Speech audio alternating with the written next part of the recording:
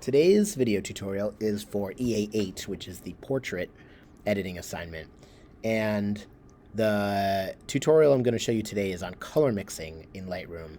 So I'm going to open my photo into the editing module. And I did not take this photo. This is a photo by the late American street photographer Vivian Maier. And Vivian Maier would take photos on the street. She did not set up her portraits. She would set up her self-portraits and control those, but her street portraits were candids. And so in this photo, which is a pretty interesting photo, in terms of the gaze and the moment that she catches him in, and the photo is very warm. It's there's a lot of warm hues, and so what I'm going to do is use a menu called color mixing to keep the warmth of the photo, but then control certain areas and make them a little bit cooler. Because I could bring down the temperature of the entire photo, but I don't want to do that because I don't want to mess with her original photo too much. And I like the warmth of the photo. I think it's great. Like all these reds and the soft oranges and yellows on his skin, I think are wonderful. But I do want to bring in a little bit of a cool aspect to some of the shadows just to kind of balance it out. And so I'm going to scroll down here to color mixing and open up this menu. And what ColorMixer does is it allows you to change individual tones without changing the entire photograph and without limiting yourself to just highlights, midtones, or shadows. So you can select color ranges here.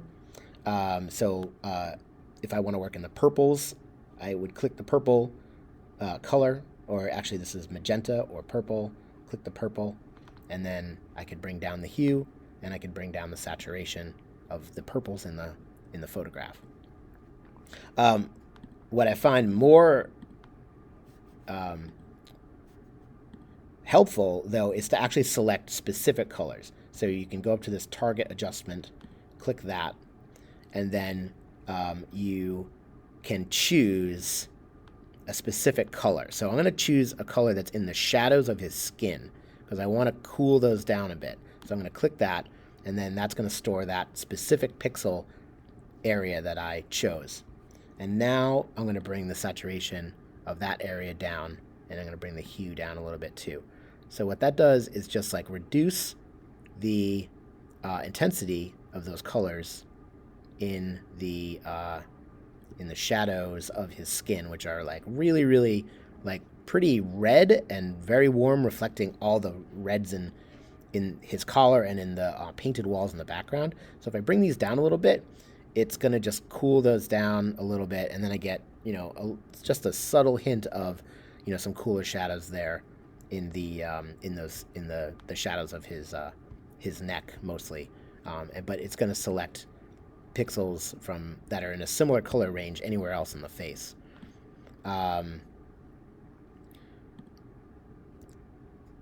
I can also, now I can go to a different area,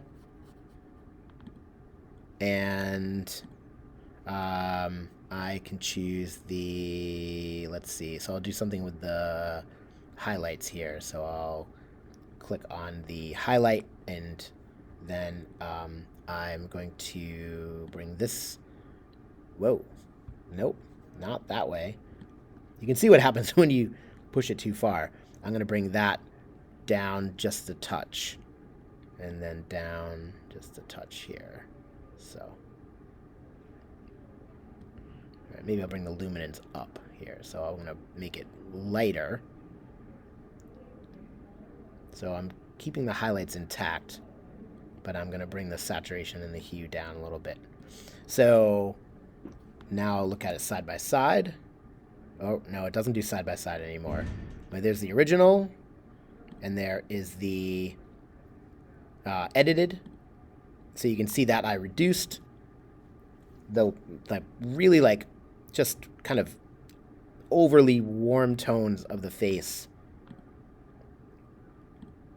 and also a little bit in the background too, so it creates just a little bit more of like a neutral palette, but it keeps the original intentions of the photograph intact.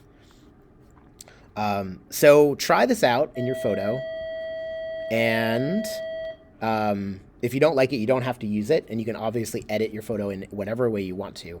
But take a screenshot of your edits with the ColorMixer panel and upload that for the editing assignment.